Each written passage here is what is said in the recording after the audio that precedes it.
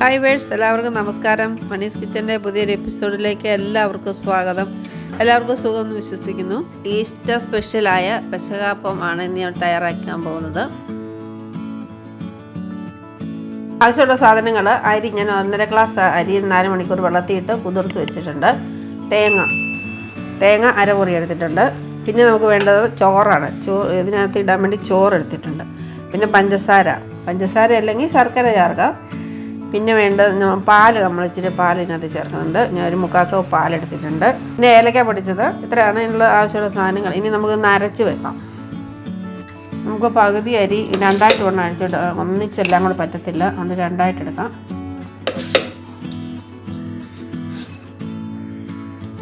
അരി അതുപോലെ തേങ്ങ പകുതി.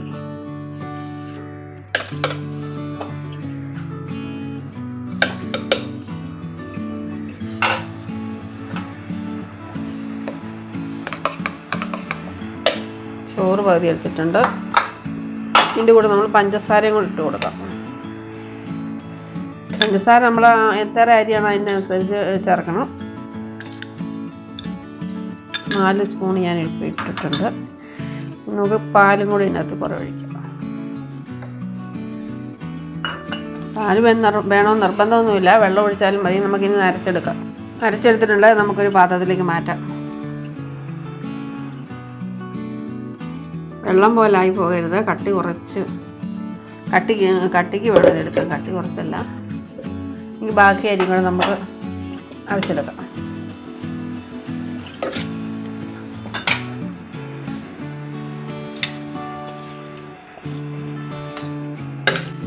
തേങ്ങ ഇട്ട് കൊടുക്കാം.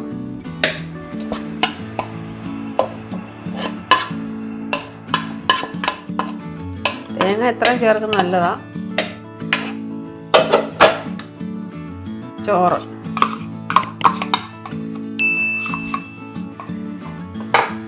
അതിന് നമ്മൾ ആവശ്യത്തിന് ചേർക്കണം. ഞാനൊരു 9 സ്പൂൺ ഇടുന്നുണ്ട്. കറക്റ്റ് 9 സ്പൂൺ ഞാൻ എടുത്ത് വെച്ച്. ബാലൻസ് പാലും കൂടി ഒഴിച്ചു കൊടുക്കാം. ഇതിനകത്ത് നമ്മൾ ഏലക്കാപ്പൊടി,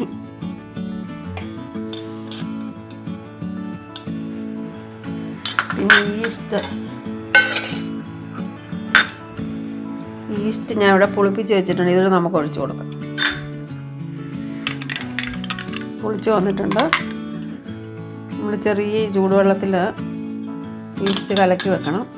ഇൻസ്റ്റൻറ്റ് ഈസ്റ്റാണെങ്കിൽ അന്നേരം ഇട്ടാൽ മതി. ഇതിൻ്റെ അങ്ങനത്തെ അല്ലാത്തതുകൊണ്ട് ഞാനത് പുളിപ്പിച്ചെടുത്താണ്. നമുക്ക് അരച്ചെടുക്കാം. നമ്മൾ അരി അരച്ചെടുത്തിട്ടുണ്ട്.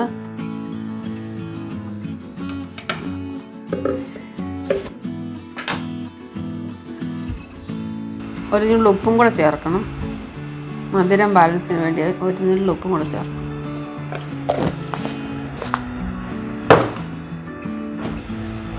നമുക്കൊന്ന് പുളിക്കാൻ വെക്കാം. ഒരു 4 മണിക്കൂർ ഇരിക്കണം. അതിന് ശേഷം ബാക്കി നമുക്ക് ചെയ്തെടുക്കാം.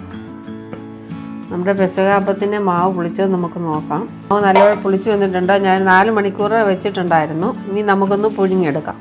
അതിനുവേണ്ടി ഞാൻ 2 ചെറിയ പ്ലേറ്റുകൾ എടുത്ത് അതേ മയം തൂത്തിട്ടുണ്ട്. നെയ്യ് ഞാൻ തൂത്തിട്ടുള്ളത് നമുക്കിതിലേക്ക് ഒഴിച്ചു കൊടുക്കാം. നല്ലതായിട്ട് പുളിച്ച് വന്നിട്ടുണ്ട്. 12 മണിക്കൂറൊന്നും വേണ്ട, നമുക്ക് 3 മണിക്കൂർ മതി. ഇപ്പം ഞാൻ 4 മണിക്കൂറായി. 1/4 ഭാഗം ഒഴിച്ചാൽ മതി.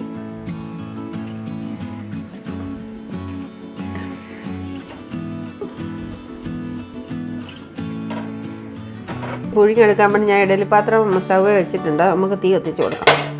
പെസഹ ദിവസം എല്ലാവരും ഇത് ട്രൈ ചെയ്യണം.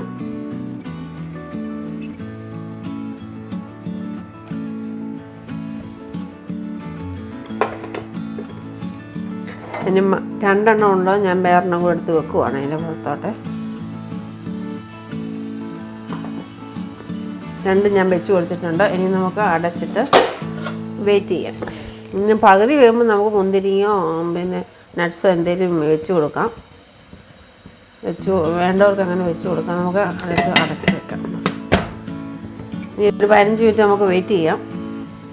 നമ്മുടെ പെസഹ അപ്പം ഇവിടെ റെഡി ആയിട്ടുണ്ട്. ഒരു 15 മിനിറ്റ് ഇത് വേകാനായിട്ട് സമയം എടുത്തിട്ടുണ്ടായിരുന്നു. അപ്പോൾ എല്ലാവരും ഇത് ട്രൈ ചെയ്ത് നോക്കണം. എൻ്റെ ഈ വീഡിയോ ഇഷ്ടമല്ല, സബ്സ്ക്രൈബ് ലൈക്ക് ചെയ്യാനും മറക്കരുത്.